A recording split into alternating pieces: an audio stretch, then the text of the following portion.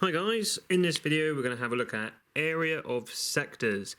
So if you're unsure what a sector is, you can have a look at my parts of a circle video which outlines all the different parts of a circle, but I have written it just here. So a sector is if you have two radiuses like so, and it's the area that they create here. So this would be a sector here, this would also be a sector here.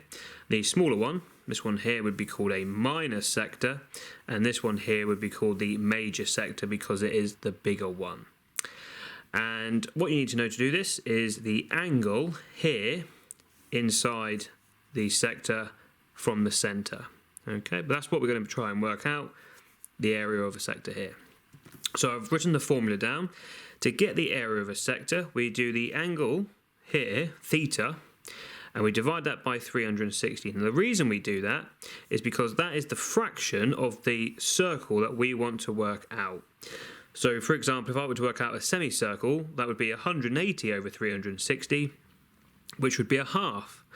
If I were to do a quarter, so a quarter of the circle, that would be 90 over 360, which would then simplify to be a quarter. So if you've seen my area of a circle video, you'll notice that I use the fractions a half times the area of a circle, a quarter times the area of a circle, 3/4, and this is exactly the same idea, except because we can't simplify some of these, this is the more general formula that we use, because whatever that angle is there, whatever we want, we divide it by 360, and then we times it by pi r squared, which you hopefully recognise as the formula to work out the area of the whole circle. And that's essentially all we're doing, working out the area of the whole circle, and we're timesing it by what fraction of the circle we actually want. So that's the formula we're going to be using. Let's get cracking and do some examples. So here we have a sector. I have my angle of 140, so I'm just going to substitute that straight into this formula here. So I have 140 degrees divided by 360, because remember there's 360 degrees in a complete circle, times by the area of the whole circle, which will be pi r squared, and in this case the radius is 7, and that's all I'm going to do. I'm just going to stick it straight into my calculator and see what it comes out with. So 140, I'm going to use my fraction button, but you don't have to do that. You could just do 140 divided by 360, press your equals, and then do the rest of it. But I quite like using the fraction button, because if you got it, why not use it? And I get in terms of pi, but I'm going to go straight into the decimal by pressing the SD. So 59.8647, etc., etc. So of course, read the question. It might ask you to round it to a certain decimal place or significant figure. I always go for one decimal place. So the 8 is the first decimal place. 6 tells me to round up. So 59.9, and it'll be area, so centimetres squared. There we go, there's the first one. Nice and easy, just using the formula. Exactly the same thing with this one. For this sector, the angle here is 20, so I'm going to substitute that straight into there. So 20 divided by 360, so that's what fraction I want, times it by the area of the circle, so times by pi r squared. The radius in this case is 3, so it would be 3 squared. Let's have a look. What do we get? 20 divided by 360 times by pi times by 3 squared. Well, in terms of pi, it would be a half pi. So if it wanted it in terms of pi, it would just be a half pi. That's not a problem. But press SD, and you have 1.5707, etc., etc., etc. And to one decimal place, 5 is the first decimal place, 7 tells me to round up, so 1.6, and again centimetres squared because it's the area. And just one more example here just to show you it works even if it's a major sector in this case. It's exactly the same formula. So the angle we want is 240 out of 360, and I'm going to times that by pi and times that by the radius, which in this case is 12 and obviously we square it because it's pi r squared. Now this could be a question where it says leave it in terms of pi, so it could be on a non-calculator test, and all you would do is you would just simplify this fraction. So if I just come up here and go, okay, well 240 divided by 360, well I can divide by 10 to get rid of the zeros, so it leaves me with 24 over 36, and I can divide both of those by 12, and that leaves me with 2/3. So 24 divided by 12 is 2, 36 divided by 12 is 3. So that would give me 2/3 times by pi times by 12 squared. Well, 12 squared is 144. So if I want to leave it in terms of pi, I literally just work out 2/3 of 144. So again, if you're unsure of how to find a fraction of amount, just check out my video on fractions of amounts. But essentially you do 144 and you divide that by 3, and that should give you 48, and then you times it by the top, so 48 times by 2, oops, I put 42, so 48, sorry, times by 2 is 96, and then obviously we were timesing it by pi, so it'd be 96 pi. Let's just double check that. So 240 over 360 times by pi, yep, so 96 pi. So because the numbers are quite nice there, that could have been a non-calculator question by doing it like that, and that's all you do is just simplify the fraction, times it by the radius squared, and leave it in terms of pi, and it's not a problem. But if we wanted it as a decimal, we use a calculator and just press the SD button. So 301.592, etc., etc., one decimal place. That 9 tells me to round up. So 301.6, and again it's centimetres, so centimetres squared. Okie dokie, so that's just using the basic formula. So what happens if we go backwards and try and find out a missing angle or the radius? Well, let's have a look.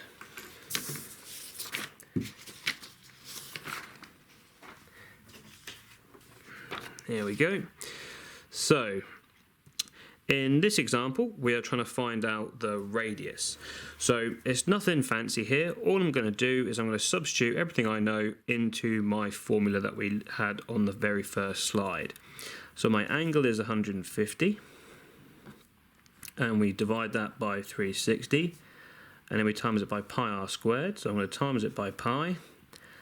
In this case, the radius is x, so I'm just going to times that by x squared, because we've still got to square it, because it's still the radius. And that's going to tell me the area, which we are told is 60 pi. So all I've done is just substitute everything that I know into my formula. And now we rearrange it. So you can use the balance method, but I quite like the flowchart for this example. It just makes things a little bit nice to see what's going on. So let's do that. So I start off with x, and I need to square it.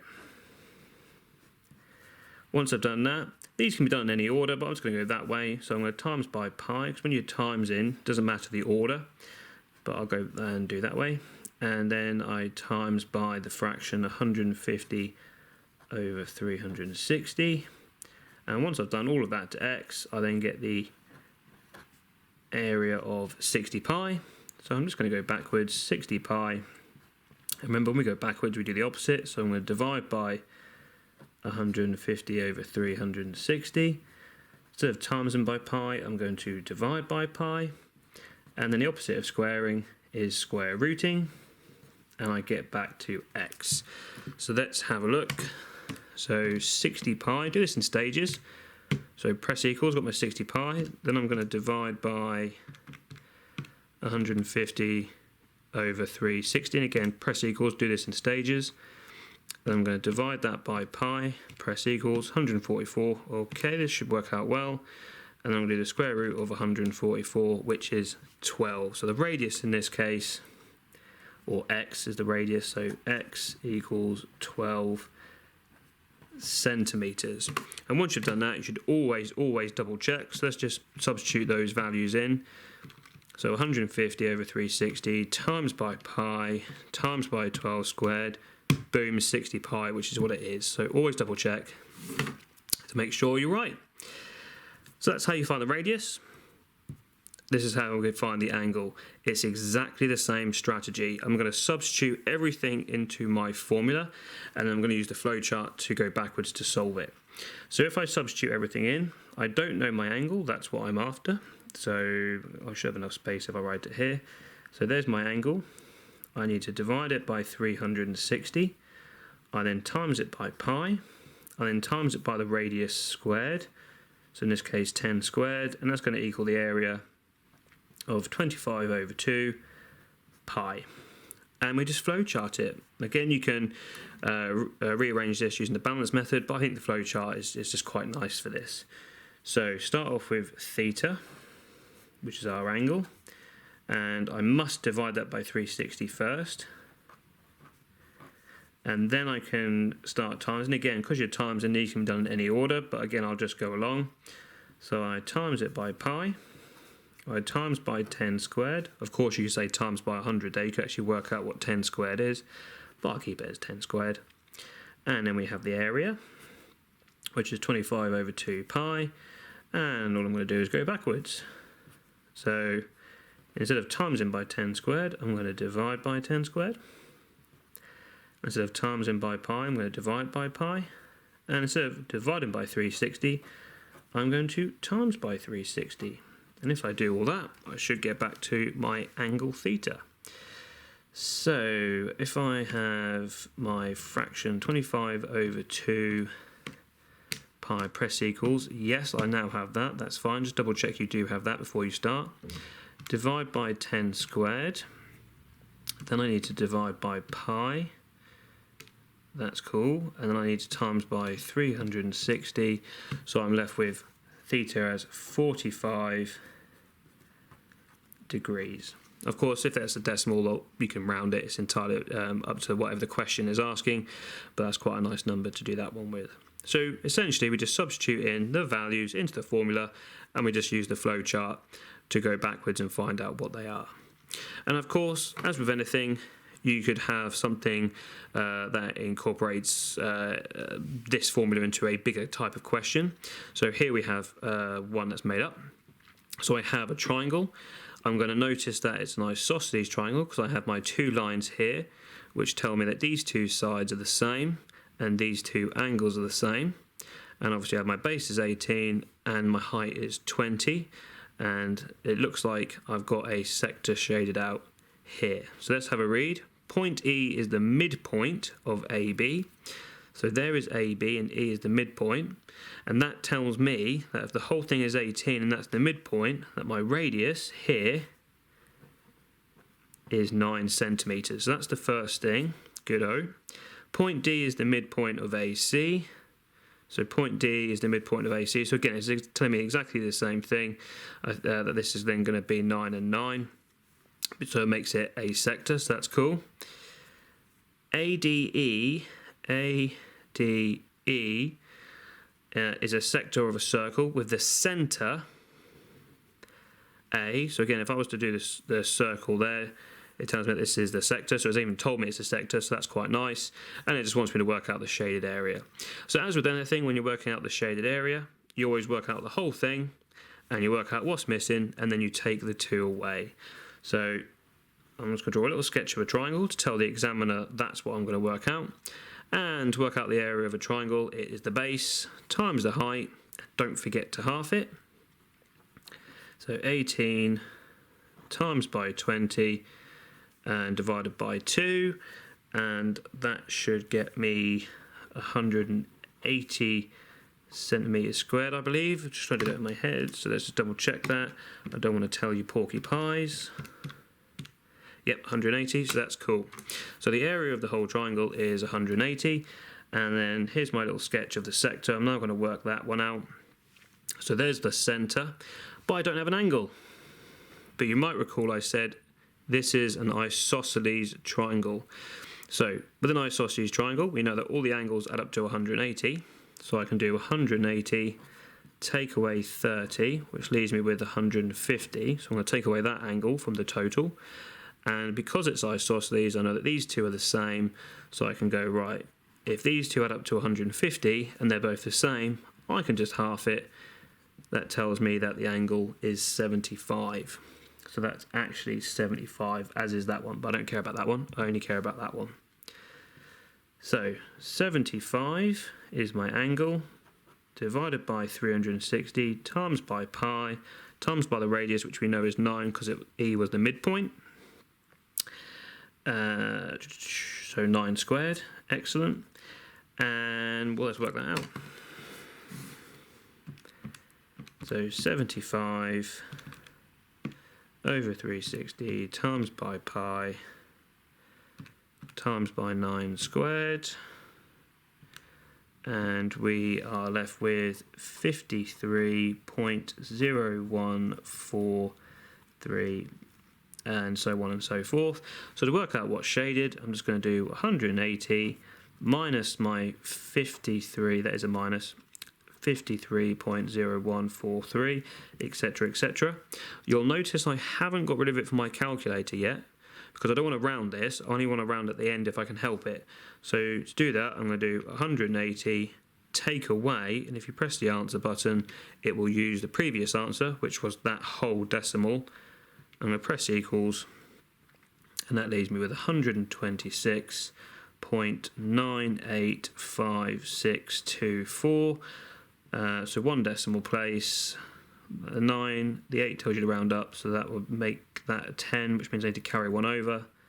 127.0 centimetres squared, or just 127 if it asks for the nearest whole number, as your answer. So just a few little extra steps there that could be asked. So that's area of sectors, guys. Hopefully that helps, especially these ones here. I do love the flowchart. It does make things a lot simpler to see what's going on. So best of luck in any questions that come your way. Cheers.